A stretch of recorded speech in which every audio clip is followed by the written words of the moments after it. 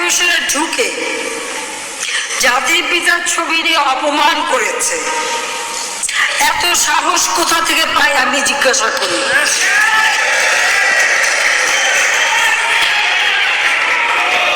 আমি জানি না আমাদের হাই কমিশনার এখন কারা বসেছিল এবং তার সেখানে কিছুই করতে পারলো না কেন, সেটাও বড় প্রশ্ন।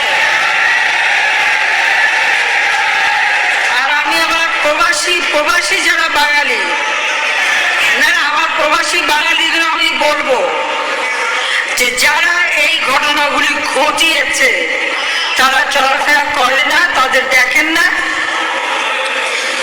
যে হাত দিয়ে জাতির পিতার ওই ছবি নিয়ে তারা ভেঙেছে, তাদের যা উপযুক্ত করা উচিত সেটা করতে হবে।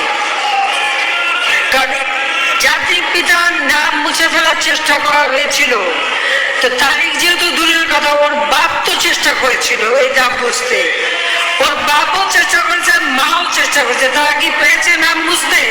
পারে নাই। ইতিহাস কখনো কেউ চাপা দিতে পারে না।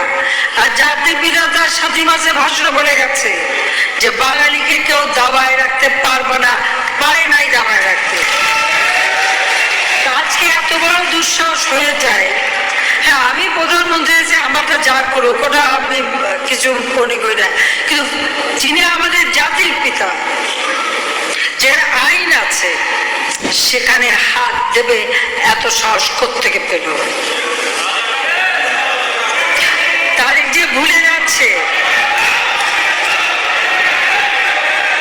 তারিখ যে ভুলে যাচ্ছে যে তার মা দুর্নীতি করে জেলে গেছে,